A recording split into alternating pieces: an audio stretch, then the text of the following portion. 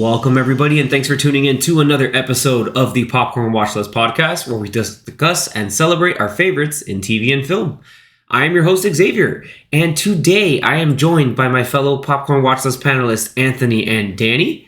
And today we're actually going to go take it back to 1988 in preparation for almost 20-something-ish years. What is it? More than 30? 36. 36? 36 years for a sequel. We're going to take it back to Tim Burton's second theatrical directorial movie in none other than Beetlejuice, starring Michael Keaton, legendary Michael Keaton, and kind of really helped kickstart a lot of, the career of like Winona Ryder, but also some other really heavy hitter actors like Gina Davis, Alec Baldwin, Catherine O'Hara. I just can't wait to talk about this movie in depth because this movie is great. I remember seeing this as a kid and having seen it multiple times throughout the course of my life, and it doesn't get old. Like, there's so many good things about it. Like, it's just funny. It's kind of right to the point, but it's got that kind of like horror comedy going on. The characters are really unique and memorable. The style it's very unique. It's kind of like cements what people think of when they think of Tim Burton. It kind of laid the ground for things like A Nightmare Before Christmas, even though he really more so like produced it. But it, brought in great things like Danny Elfman's score, but we'll go really in depth into it. But Danny, if you want to hit us with some quick little facts of the movie back in the day when it came out. Yeah, for sure. So to start off, this movie's budget was around $15 million. And pretty nuts. That's in 1988 money. Yeah, 1988 amount. And it was considered a box office success. Yeah. With the box office being $75 million. So definitely made its money back. Oh, yeah, that's what, seven? No. It doubled its money. 6 times its money. Right? 1, 2, 3, 45. No, that's 5 times its money. Yeah, I don't know how much the advertising was back then, but probably not compared to how it is now. Yeah, but if you do how they do today, where they kind of like do it in half the budget, or maybe a third. So total is like 20 something, 23, 24 million, and if they made 75, that's a. And then also keep in mind back then you profit. had bunch of I guess VHS. Yeah, you had afterwards money you got from home video. And rentals. I don't know about rentals, but merchandise. There was a decent amount of Beetlejuice merchandise. And even when I was just like 4 or 5 years old, you'd still see toys for the movie around. Like, I guess because of like Blockbuster, just having it out, like, oh, let's just rent Beetlejuice and be able to watch it over and over. It was a thing. It was totally a thing. They don't have it anymore, but Universal Studios used to have a show, a Beetlejuice rock and roll review, I think is what it was called. Yeah. Beetlejuice shows, like Beetlejuice and other horror movie characters singing rock songs or something. And it was some show that you could sit and watch at Universal Studios. Yeah, and like it was just like in the movie, like the big highlight was like the live shows, but also like the makeup, like the kind of costumes, which if you look at when you watch this movie, like there's this total like avant-garde like kind of styling to like the living characters, and then like how the afterlife is portrayed and viewed, and in that kind of like I don't know how to describe it, like, but the style is so like almost like heightened, almost like it's like half a cartoon in and of itself, and it's really cool to see. Like, I loved looking at like all the people waiting in line like for their like their turn to get seen by their caseworker or whatever, and their like the way people had died, and they're kind of there in the afterlife. Everything from one dude that got like ran over, he got his head shrunk. There was a lady who got sawed in half.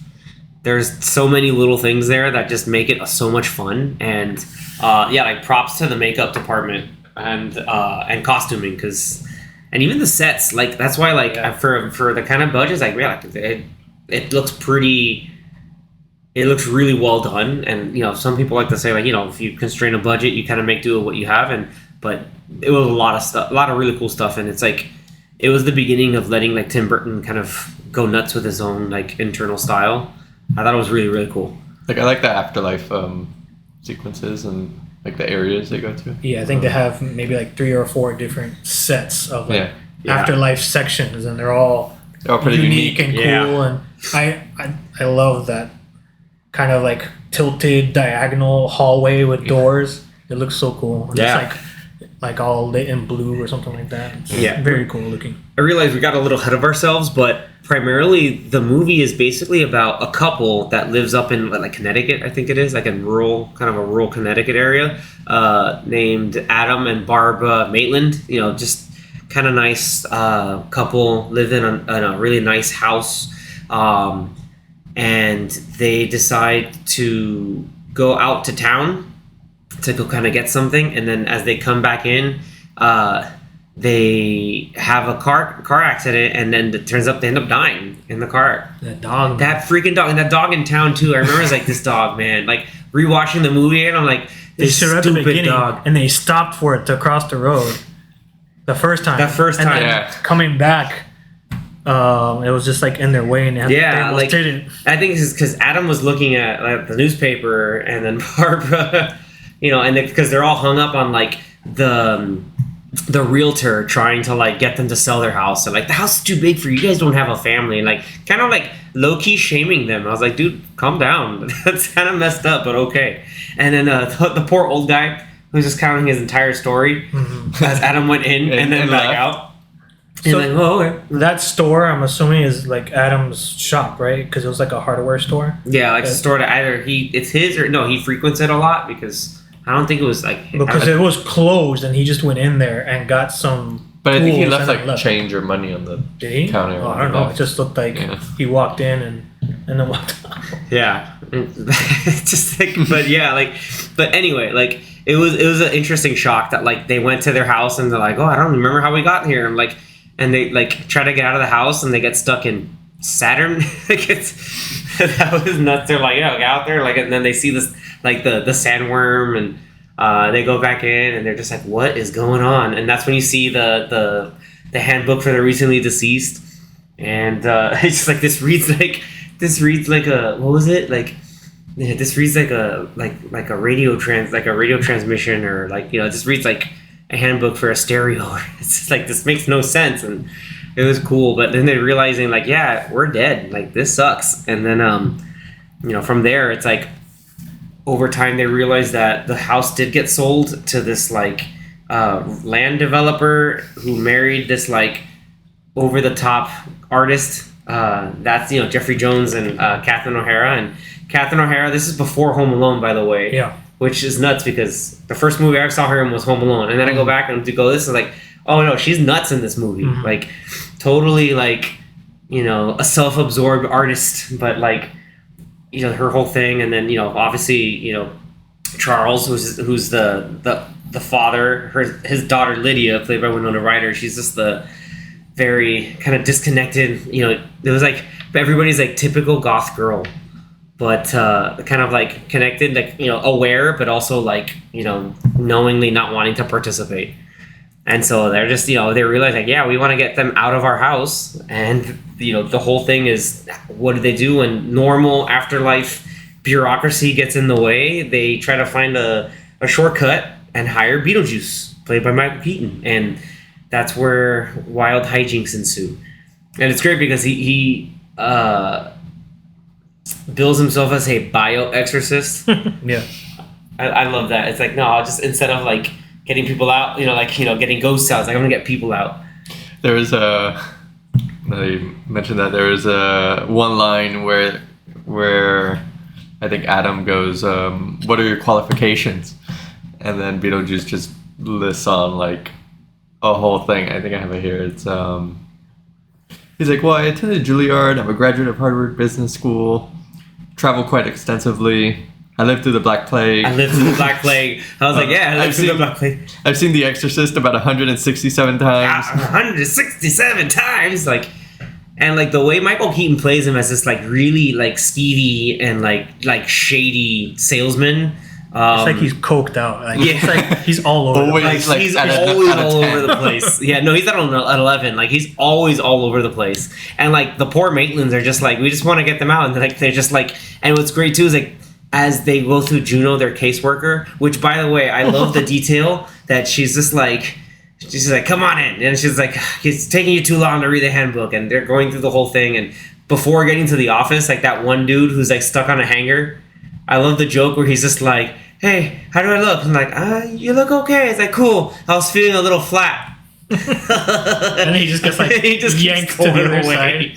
And then they go see Juno, the caseworker. I love that she's just like chain smoking, but the smoke is coming out from like her throat because that's where she was cut. Wow. Like those little details in the afterlife stuff is really great. And so I love how they're gonna bring up this. They're like, oh, but we saw this commercial. She's like, don't even say his name. Don't even do anything. Like nothing. Do nothing. Don't even talk to that guy. Just go do it yourselves. But I loved how like, especially with that whole idea of how they have to try to scare and like go use the handbook to scare the Dietzes out of there. It's just like they're so weird that they don't care. Like just like all the haunting stuff is going on. Like even when like they have the sheets, like no one's paying attention. Like no one cares. Like the only thing they're basically doing is like opening and closing doors. And that's to the point where like Lydia sees them. Like she's the only one who like can legitimately see and interact with them. And so she starts taking pictures of them on the Polaroid. And I'm just like, what? He's like, dude, the sheets are garbage. Like, it's just like, I thought these were really cool. It's like, no. He's like, those are her expensive sheets. He's gonna get mad, like by she being the stepmom. Yeah, like there's little pieces like that where they try to like, when they open the closet, and so they try to like hang themselves, and like he's kind of decapitated. They're like, what? Like I thought that gets like they can't see you. It doesn't matter. Like so. It's just like that kind of like shock, like freaky horror, but it's like falling flat. Like it's I've always found that hilarious. Like seeing these poor people. Even the later ones where I think they go do that big scare and then they do like the face thing. I don't know what to call stretchy that, face. but like they stretch out their face. Yeah. With like that claymation almost. Yes, where like she kind of where Barbara like takes her head open and like puts the eyes in. It's like, and they have like those are pretty like iconic. I feel that was like especially when Adam like stretches his head out and then puts the eyes on his fingers. I'm like, okay, that's kind of cool. But I like, but that whole bit where just like they finally decide then just like finally call Beetlejuice by saying his name 3 times and.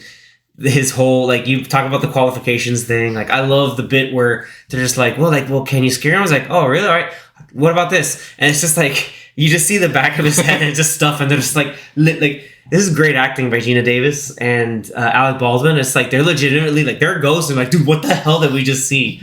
But I found out that something really fun about that is so Tim Burton's first movie was Pee Wee Herman's Big Adventure, and so there's a part where he is hitchhiking and he gets picked up by a truck driver, and like she kind of talks about it, like basically like trying to scares him with a really freaky scary story and drops him off at this like at like this truck stop. But before he goes out, like she kind of like does this like jump scare, but like her face contorts into like a really freaky like pop out scare. And apparently Tim Burton didn't want to rehash that again, so he like flipped it over so I didn't see the whole thing. Oh, that's cool. So I was like, it's cool, but like I liked it too because you only see some of it. So like you see the little things like pop out, maybe snakes, little snakes and other like creepy crawly stuff. But what's cool is that it does the whole like it lets you play your own imagination. Yeah. As well as the time where he's just like, oh, I got something in my pocket. And he's just like whipping out snakes. Like, hold on to this, and it's a rat. And like, it's just he's so all over the place. Well, there's one. I think it was like just like probably like a tissue with like I guess boogers in it. He's like, oh, I gotta save that boy for later. And he puts it in the other pocket. I'm like, what is this? It's just like, dude, what is wrong with you? Yeah, it's just like I loved it. It's the beginning of the whole thing is like, all right, cool. We're gonna try to like. Like scare the family. And so that's when he comes up with like him as the snake. And that kind of like goes over the top and like, no, we didn't want to scare Lydia. And cause like weirdly enough, the Maitlands start bonding with Lydia. And they're like, I like this. I like the little girl. She's nice. It's like, it was just cool too. Cause she's just like, I don't know, like maybe it's cool to be dead. Or it's just like, no, don't live. Like, and I love that like message is like, being dead doesn't make anything easier. And I was like, damn, that's kind of profound from there. Like, there's a couple of messages.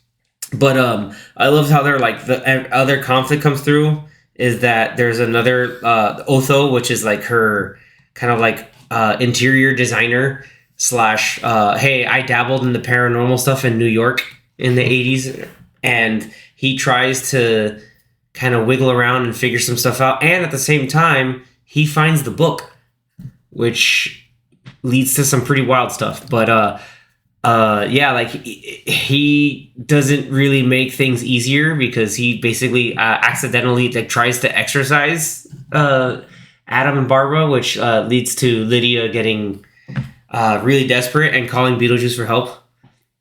And that's where, you know, we get like the kind of like big, massive, like, again, like a great, awesome use of practical effects, like Michael Keaton going really all out with the whole like circus thing. And like, you know, getting, I guess, like Charles's boss or like some other investor and his wife, they're just like, haha, we're having fun. They just like get launched to God knows where in the house. I'm like, are they dead? Like, now I'm older and I was like, are they dead? I don't know if they're dead or not, but maybe. Yeah, they probably are, but we won't ask questions. Yeah, like there's just so many little things in the movie that like are really like fun and stand out. Like the first possession where they're playing, they're singing Deo, like that's iconic. Yeah. Like completely iconic. And they're all lip syncing, and it's like it's Catherine O'Hara like doing most of it. She's like, what is happening to me? And like she did it pretty well. Yeah, like everybody's like everybody's dancing, doing the whole thing, like doing the lip sync, and then like freaky hands pull them all in. They're like, whoa, and they're like, what was that? That's nuts. But like also they're like excited, like it was weird. Like it was funny because again, like they're trying to scare these people. They're like, no, there's a novelty and we want more of it. So yeah, that was pre Beetlejuice coming out. It was like them, the family still, I guess, like realizing like, okay, we need to kick these people out. Yeah. And it was like them trying to do their best. They're going to do it with like everyone there. Dude, that was pretty. I mean, like objectively, iconic scene. But objectively, that should scare normal people, like any normal person or family. It scared me, dude. Like it's funny, and then every time the hands came out, it always creeped me out. Dude, I even rewatched it recently. It was like, oh my god, the hands! Like, yeah, it's just really freaky. And then that's kind of like around the time where I think beforehand, or forgot when, but Lydia discovers the attic, and that's like, oh, the model. It's like, oh, this is interesting. Like, the people used to live here. The models thing was cool. Yeah, no, the model house or the model town. Yeah, it's great. But then also how like, you know, even the beginning of the movie, like that opening credits sequence, like yeah, you see part of the town, but then you also see like the model version as you're going through. So yeah, and that model version comes in because like the whole time they first summon Beetlejuice, they go back into the model. They go in. And then they have to like dig him up, and then it's like, you know, like they dig him out from like the weird billboard like sign, AstroTurf. Yeah, just like here lies Beetlejuice. I think the whole opening is the model. I think it's just the camera going through the model. I don't know. I think it is. I think the first. No, I think we recently saw the second movie. I think and I think in the second movie they mixed blends it. But the first one might be all. I think it's the whole entire model. Are we sure? Yeah, because I was paying attention.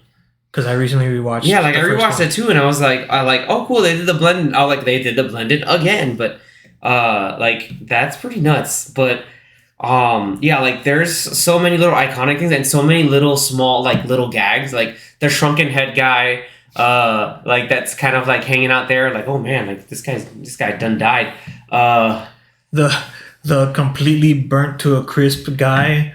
Smoking. It's like, I wonder how he died. Yeah, or like, what was it? Like, he's like, oh, we can't be dead. It's like, yeah, he's dead. Like they kind of point at him. He's like, oh no, he's like, you think he's dead too? It's like, yeah, like there was a whole thing where it's just like, yeah, like absolutely. One line they have when they first start talking to their caseworker, and they say, "We are very unhappy," and she says, "What do you expect? You're dead." Yeah, I love that. He's like, "Of course you're unhappy. You're dead."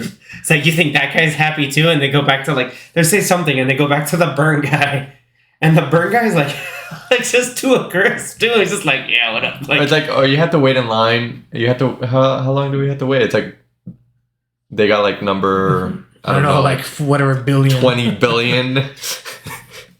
No, that was that was at the end too, or like it was like something million. Yeah. But they do it at the end too. Yeah, they do it at the end too, like after the whole climax, and like other again more like favorite moments are like the times where like after everything's kind of go out of hand and like only way to get me back into the real world is to I gotta marry someone who's alive, and so the whole thing with Lydia, the iconic red dress, his weird groomsman gown, the freaky priest that just gets summoned out of nowhere, like it's like, "Ooh, you be no," and he's just like he's trying to say his name. Don't say the name. No, you don't say my name. Like that's just like no, we're going through, and then like Lydia trying to like the whole like Lydia voiceover coming out from him like always sticks with my head too. It's just like I love this man of mine. It's just like. No, that's wrong. And then like Barbara comes out, or no, at first Adam tries to come out. He's just like he tries to say Beetlejuice, he's just and just like summons him back to the little model home. The parents are stuck in both of the sculptures, which I thought was funny too. And I always thought is back earlier when they're renovating the house, like one of the sculpture coming down and that part's hilarious. and like her getting stuck by the sculpture. I'm like, did the Maitlands try to do that? Like that would have been clever, but that was just them being terrible. And I remember her saying something earlier, just like she says, "This is my art." And this is dangerous. You think I want to die like this? As it's like, yeah, you think I want to die like this? It like smacked. Not it didn't hit her, but she was like trapped by it because it like Delia trapped her by the garage. Yeah, and like Delia has some wild out of pocket stuff that she says. Like there's one point where she says like, "Oh, let me explain to me what you're doing so my husband will fire you." I was just like, "Holy crap!" Like like the contractors immediately I was like, "Those guys do not want nothing of this." Like that, not like. There are a couple other. She has a lot of good lines. Yeah, I wrote some of them down because I think this is after the Deo part, and then when they're all like happy, like, "Oh, let's try to exploit that we have a haunted house." And so they asked Lydia to bring the ghost downstairs, and she's like, "Oh, they don't want to come." And so Delia's like, "Well, they're dead. It's a little late to be neurotic." I love that. Yeah. And then like when they all go upstairs to the attic, she's like, "Open this door, you dead people." Yeah, because you dead people. It's like what are they doing? Just hanging themselves there? Like I was like, "Damn, woman, that's messed up." And then she tells Lydia, like, "People dead or alive will walk all over you." Like, yeah. What does that even mean? Dude, like that was like, dude, what the hell? Yeah. Okay, what are some other? My favorite line also too, like side characters I always remember is the football team. Hey coach, where's the bathroom? It's like, what? No, I'm not your coach. She's like, okay coach. It's like, it's over there. I'll meet you over there soon. It's like, she's like, for the last time, I'm not your coach. He survived. It's like, damn. And then I think the next time you see them, I think the guy goes, "I don't think we made it." Yeah, he's like, I think we crashed. He's like, "I don't think we survived that crash." It's just like, you think? Yeah.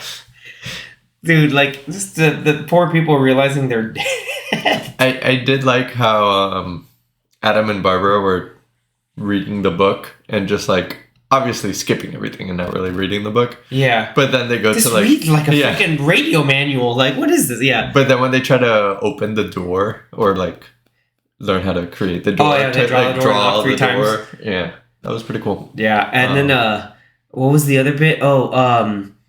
When like, I think it's like the beginning of the movie too. Like, what was it like? Like Beetlejuice reading like, "Oh, Sam Warner attacks up 13% or something." I was like, okay, random, and then like you see more Sam Warner like. Oh yeah, that's a thing. Like, what's happening? Well, it's here? like another dimension. Yeah, too. It's weird. In the newspaper too, it's also I think it was like it shows the obituaries for the Maitlands. Like, oh, these look like a young, like dumb couple that I can exploit, basically. But then it was also like, oh, do you need a job? Like job openings or job offers? Like jobs in the afterlife. Sure, like just nothing changes when you're dead. That's the whole idea. Nothing changes. There was one shot I liked where it was while the new family is fixing up the house, they're renovating everything. They have people coming in, like ironing the wallpaper to remove it. And as they're ironing it, like steam is coming like everywhere and spewing everywhere. And then the next scene is Lydia like going around the corner as they're doing this. And it's her walking up to the attic with like the camera looking down from the bottom of the stairs. And so all you see is the steam, and then like her coming up from the steam, and just look cool. Like that was like cool. To make it creepy when it's not creepy. It's just like the steam from the it's iron. Just get out of here. I also liked them going through the rest of the office. Just the skeletons, like just just doing paperwork. Was one on the phone? I don't know if I remember, but like they were like just like whole thing. They're just like, damn. It sounds like being dead looks like it sucks. Like just more of that. Just more of the same more crap work. you deal with when you're living. But Otho as a character I always found as just like, running theme of just like, trying to exploit the situation. And like, it seemed like him and, I think she also had like Delia had like her agent as just like, it's like, I lose money, like having to deal with your art. So like, at least you're just there with your husband or something. Like kind of like gave her a dig after the whole like possession Deo sequence. And then that's when they're like, oh, we got to get, like Charles is like other, like big shot, like land tycoon guy, played by Robert Goulet. I remember him as being a big, because he had the mustache. I was like, oh yeah, this guy's kind of a dick. With the other developer that the other developer and his he wife wants to help buy the whole town. Yeah, and he's just like, oh yeah, she loves ghosts. I'll bring her in, like, or she loves the paranormal stuff, and they got their comeuppance basically. Where did they go? Yeah, they just went up. That's one of those where they might have died. They're dead. That was a Beetlejuice. Yeah, a Beetlejuice. Paranormal collateral damage. Yeah, that's. it's the same. He thing. had like those weird not stretchy arms. It's like curled arms that turn into hammers. Yeah, he just launched them up.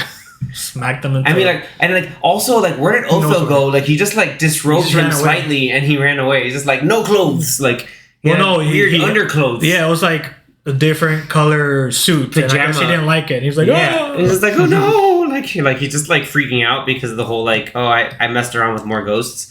And that's when we get the whole like marriage. But that's the second time, because they call on Beetlejuice twice. Yeah. Because the Maitlands call on him first. And then they realized that was a bad idea. Yeah.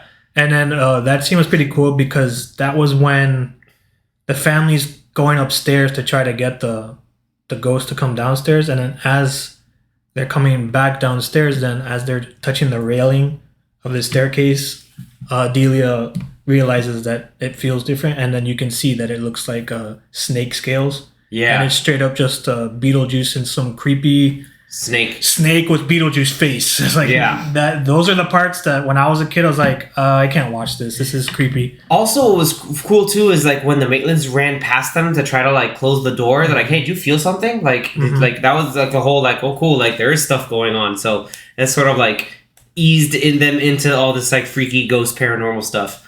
And the whole thing also is just like you have to get them out, or like basically make it so that you don't. Like the living don't necessarily know that there's a whole like weird bureaucracy stuff going on with the afterlife, but the way they end up getting Beetlejuice back out is like what I loved is like Barbara gets out and like she's back from the whole like getting almost exercised, and so she whips out the Beetlejuice. Like my favorite scene in the entire movie is she gets loose and she's like Beetlejuice, and they're getting married. He looks like he like that high pitched squeal, and he just like he zips her mouth, opens the zipper, Beetlejuice, like he's like, ah! And then hits her with like an ironclad thing, and then finally she's like about to hit. I was like, nah, screw it, and it sends her to like the sandworm dimension. Then she realized, wait a minute, I think I know this, and that's where you get the whole sandworm breaking through and turns into Lisa Naglaib. Rides the sandworm into the real world. She becomes Fremen and afterlife Fremen and just sends Beetlejuice back down to the underworld. And so that's the whole resolution. But I loved how at the end like Beetlejuice has to go back into like the whole like processing thing, or he has a number in like the billions, and the witch doctor guy next to him has like number 4. It just takes it. No, not even. He's just like, oh man, he's kind of whatever. Like, hey, it's the King Elvis. Hey, how you doing, man? And like no shame, like not even slick. He's just like, haha, like dropped it, and he's just like, but you could obviously tell, like it's like this long. Yeah, he's just like, dude, I had 4. Like, what the hell is this? He just looks just like, nah, screw this thing, and he shrinks his head. And and again, another scene that just lives in my head forever is like the whole like his head shrinking, and he's just like, hey, I think I kind of get a look at it. Hey, like he's like, he kind of gets the look. Or that was even before that, like he's in the chair and he sees like the legs, and he's trying to get all like pervy with the legs, and the girl on the other side like slaps him because that's like the other half of her. And like, yeah, like, oh, and then the other part where after the Maitlands get out from the model, and like Beetlejuice is there, and like they try to pick him up, and then like he turns all spiky, and then like it's like. But that was the scene which I think you were talking about earlier that you liked about the charades when he was trying to tell him his name. They couldn't pronounce his name because it looked like Beetlejuice or something like that. Yeah, it's just like Beetlejuice, no Beetlejuice. Yeah, like the whole thing, and it's like, but then like afterwards, like he has the spikes, but then it's like they turn around and they see basically like a strip club. Like a demon strip club. It's like Dante's Inferno room. He's like, hey, come on over. And like, it's hilarious. Because he's walking over, and like Barbara's like, did you add that? He's like, no. There's no way. Just there. It's just there. And then like, that's where they get called back in to the sort of like the office. And Juno's like, I put that there to distract him. What are you doing? And it's like, okay, so this guy, like, he was an apprentice. Turns out, the guy's bad news. Like, he tried to do some stuff and make, and like you get more backstory around Beetlejuice. And which is cool because you think about it, the movie's called Beetlejuice, but like, he's not there as often as you think. You know what I mean? Like so he's not like. I saw somewhere it was 17 minutes total in 1 hour and 32 minutes, 30-minute runtime. Yeah, 17 minutes. Yeah, because so the first commercial that they see of his is in like the 25-minute mark or something like that. Yeah, and then when he first like comes out because they say his name was like the 45-minute mark. So halfway through the movie is when he comes out because they say his name 3 times. But I feel like although it's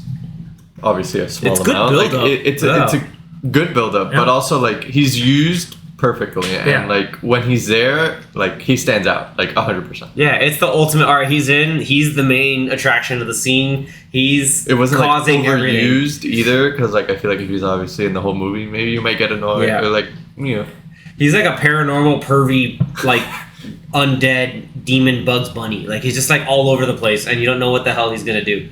It's great. Like and they're always going like back and forth. Yeah, I'll help you. No. Yeah, it's like, I'll help you. But you know what? Like, yeah, and again, it's always teleporting. Yeah, like what was the point? He's over here, and he's like immediately in another spot. Like, the other point too that I thought was hilarious was he's trying to get Lydia to say his name, and he's trying to get Beetle out, and it's like just look behind you, and he looks around. It's just a straight up like claymation Beetle, like, hey, how's it going? Like, and then it pops away. And it just goes away. It's like, what? Like, hey, how you doing? Like, and I'm pretty sure that's Michael Keaton's voice. It's just like, he's just, hey, how you doing? Like, just kind of like it. I love that. And at the very time she gets the Beetlejuice, and he's like, it's showtime. That's iconic too. Like, where he does the it's showtime, and then he floats up, right? Yeah, he floats up. He comes up because they move the model downstairs, so he comes out from the model, and he has the whole circus hat. Like that whole like makeup, costume effects, like practical effects stuff is out of hand. Yeah, because he doesn't get the black and white striped clothes that everybody knows him in, like till the end of the movie. Yeah, like, that's when he's there with different Lydia. Clothes throughout the whole movie. Yeah, like just the imagery, like just everything. Like I loved about the movie, and I don't know. I mean, I liked how at the end of the movie, Beetlejuice used Delia's weird art, and they like come alive, and the art like chases people around the house. Yeah, like it captures Charles and Delia, like so that they're witnesses for the marriage. Yeah, like there's that whole thing. Because one of them looked like a hand, no? Yeah, one of them was like the weird ball with the square chain, and that kind of wrapped up Charles, and then the other one was just like the main that they almost killed her. That they almost killed her. It came like started going after her again, like in like stop motion claymation kind of thing, which is really cool.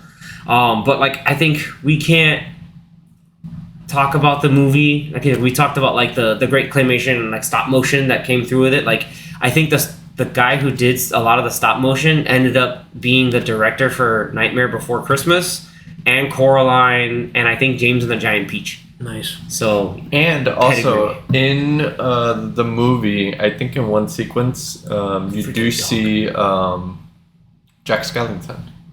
Really? Yeah. Which sequence? I think there's this imagery of skulls. I mean, there's a lot of skeleton. But that kind of looks like skeleton. But the actual like Jack Skellington like Really? face is in the movie. Interesting. I didn't and know. that was also like mentioned somewhere. Could be like a blink and you miss kind of thing. Yeah. Yeah, but like again, I watched the movie and like I just like giggle or like I laugh at just like all the little things. Again, like my favorite part is like that squeal shriek that Beetlejuice does. It's that scene particularly, like the whole climax scene with the wedding, like will never like that's burnt in my brain. Like there's no way like if I think of the movie, it's gonna be all of that whole sequence. And of course the Deo and even the very end when they learn to coexist with the Maitlands. And they have the book for like coexisting with the recently deceased. It's like the living and the deceased, and Lydia wanting to get her reward for acing her math test. The whole bit where she's like talking to the maid's like, yeah, I got a C because I didn't do science by dissecting a frog, but I aced my math test. And then they end up doing their whole ghost powers to make her float, and you get another Harry Belafonte song with the football players. Mm-hmm. So they got to come back. Poor guys. Those poor guys. And that's about Anthony's favorite. Shake, Sonora. Okay, I believe you. Yeah. That's and that's where you get like the whole, and it kind of cuts to Beetlejuice's like head being shrunk and getting jacked up and getting his comeuppance from the head, the shrinking, the head shrink, the witch doctor guy. Yeah, it's like Lydia's playtime with the ghosts. Kind of weird. It's kind of like, hey, I get to float with the ghosts. I get to hang out. Like, no, she's legitimately levitating. So and if like, you see, also at the end of the movie, you see that they put all the old wallpaper back in the house. Like they made it back to how it was before. Yeah, it's a nice coexistence. So that's pretty cool. And like using Lydia as like the medium between the two, which again, like she's kind of like that has that special gift to being able to see or communicate with the dead. I think before though, like moving on, I think before we kind of like wrap up some of like other moments, we cannot talk about this movie without talking about the music. Mm-hmm. Danny Elfman, dude, like this is like not like saying like I guess it's like kind of like his prime of scores. It's like he's coming off of like the band Oingo Boingo, and then like you go into things like he did Pee Wee Herman, he did this movie, he did Batman after this, and then he did Music for Nightmare Before Christmas. He did the Simpsons theme around this time, like a couple years after. Like this is when this man was on a freaking roll. Mm-hmm. Like even up to like going it kept going all the way to 2001 and they did Spider-Man. with Spider-Man. Yeah, like this man is legendary, and the score for this movie is legendary. Like the opening title sequence, we talked about it being over the model. Like that whole musical, like it's almost like a musical overture of the entire movie. Like it's wonderful. Like it captures the tone of the movie perfectly. Very like tone setter. It's like this is it's what kind to of expect from this movie. It's spooky, but it's wacky. Extremely kooky and wacky and unpredictable, but like it's a lot of fun. Wacky and bombastic. Yeah, and bombastic, just like how Beetlejuice is. He's wacky, bombastic, a little scary too. But I think if you go off of like his seminal works of this like movie. Oh yeah, also obviously like Edward Scissorhands too. But you can't talk about his body of work without talking about this movie because it's immediately like if you know his stuff or if you've seen the movie and like or if you've never seen the movie and you go and listen to the music. Oh man, like okay, like this is definitely like this is absolutely this you hear it, you're like that's definitely Beetlejuice easily. Like it's kind of like like John Williams and his iconic scores. Like you listen to Danny Elfman, like oh for sure, like Beetlejuice. It's so much fun. Like I think Anthony and I were talking about it earlier. Like there's even like a whole section with the clarinets just like going on runs for like like almost like mimicking what's going on with the string section. It's awesome. Like you can tell like. That there are pieces of film score that when they play, you know that the set orchestra is having fun playing this stuff. And like, this should be cool. Like this is fun to do. And then like even when there's live performances of this stuff, like cool, we get to play Beetlejuice, like we get to like go nuts, and like you gotta practice it and you have fun with it. And even in this past April, I went to see Sick New World, and Danny Elfman played like some of his. He's pushing 70, I think, and he's up there like like shirtless with a guitar rocking, and then like in the middle of it cutting and like directing a mini orchestra piece playing this music. Like they were playing they played the Beetlejuice theme. Cool. They played Edward Scissorhands, and it was really cool. And to see something like that live with him there too. So, the movie wouldn't be really the movie without the music. I don't know if you guys think the same way or just like, I wish there'd be more. It definitely complements each other. Yeah. And just adds to another thing that's iconic from the movie.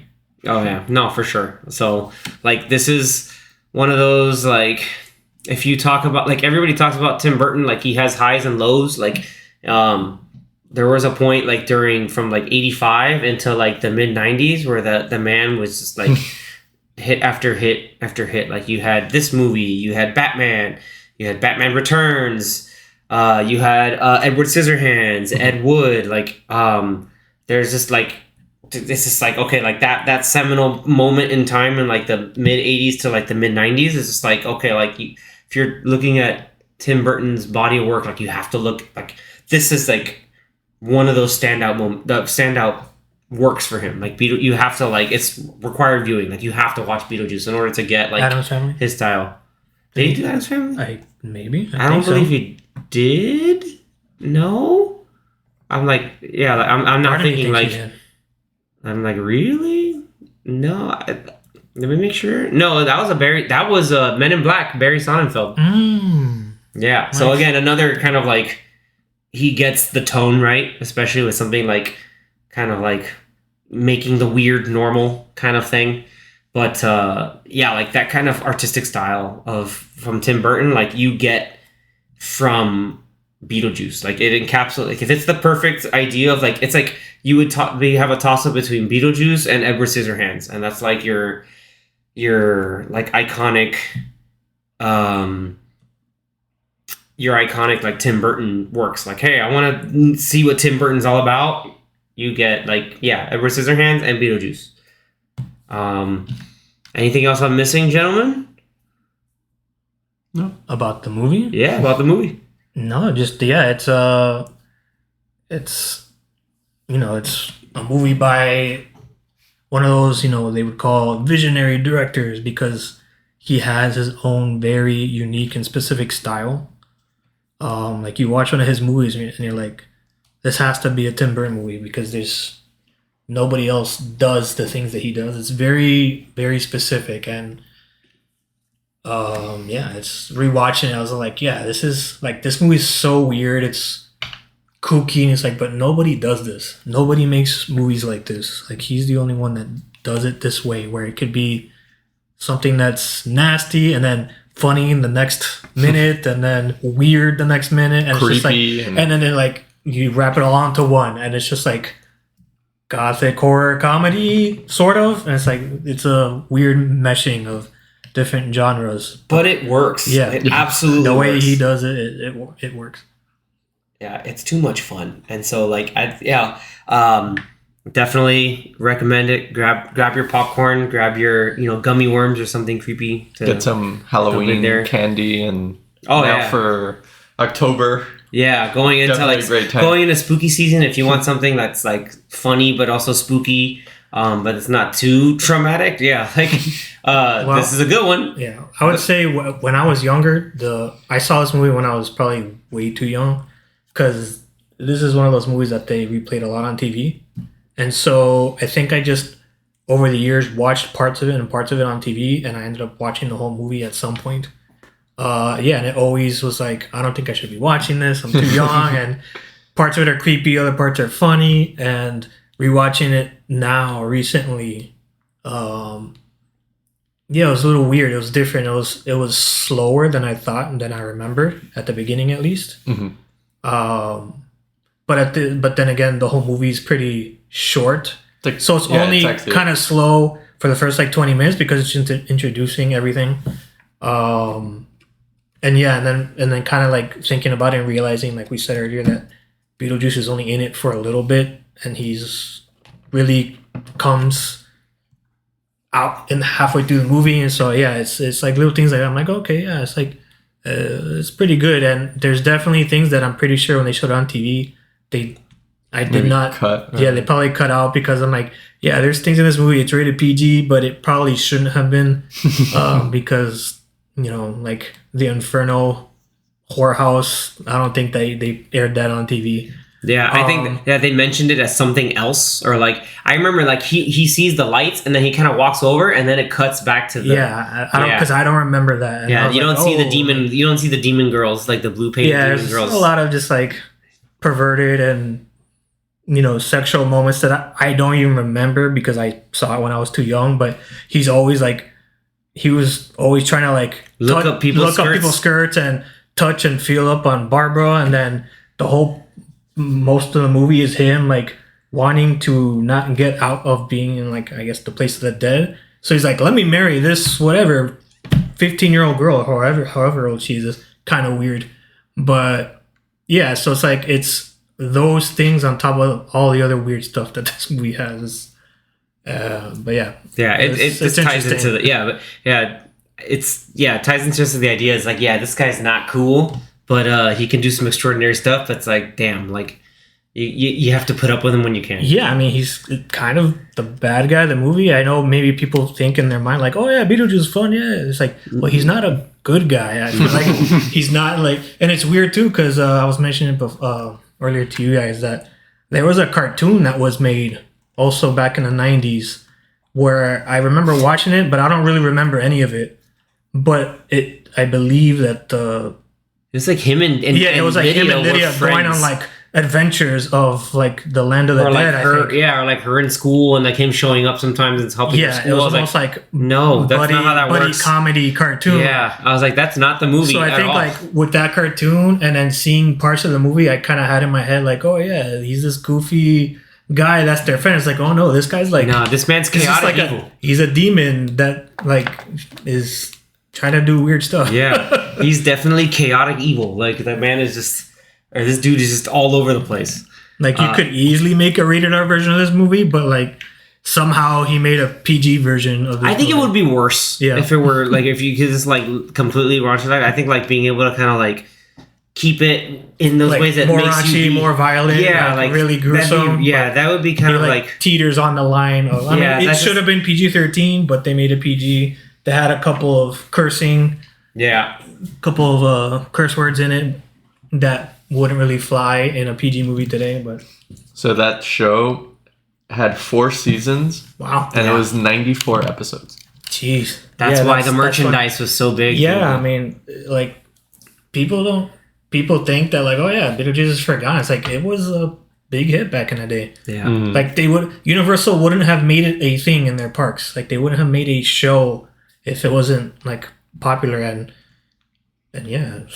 I mean, they took it away, but maybe they'll put it back now that they made a new movie. Yeah. Well, speaking of popularity, that kind of ties us into the fact that since we spoke about, we kind of give our rundown and kind of fun overview about Beetlejuice, we're going to go into next week's episode with Beetlejuice Beetlejuice. Wow, what a surprise. And that next week will be fun because we'll have Zach on that week's episode. And what's really fun on top of having Zach on that is Zach went into this movie having not seen the original. So he'll be able to... Yeah, we got to ask him about give him the first one. His thoughts on like watching the new one without having seen the first one and then going back and seeing the first one and going, oh yeah, it's because there are a lot of great callbacks and things that were small but tie in perfectly into the sequel. So really cool stuff. But until next time, everybody, be I was gonna make Beetlejuice. Yeah, right. Beetlejuice. No, I was gonna try to make a Beetlejuice pun, but Danny beat me to it. Till next time, keep your handbooks for the recently deceased handy, but not too handy because we don't want you to be dead. But I can't wait to talk about next week's episode. So please tune in. And again, thank you for enjoying the time that we spent talking about this movie. Again, go watch it. I believe, as it states right now, it's on Max. But I think there's also a physical 4K upscale that just came out that if you want to own it, go and own the physical copy because, again, it's a classic. It should be in your library and collection because it's just that damn good. I feel like maybe they'll put it in theaters again. Do one of those classic they keep putting out older movies. I'd be down to watch it again in theaters. That's just they too much fun. They re-released Coraline for the 15th anniversary, and that movie's great. It's made over $30 million on this re-release. Wow. Because it's great. Insane. Kids grew up really goth. Kids grew up goth and came back oh my god, yes! I get to relive my goth kid dreams. But so keep it coming. So let's see. Yeah, that's gonna be a lot of fun, everybody. So once again, thanks for tuning in.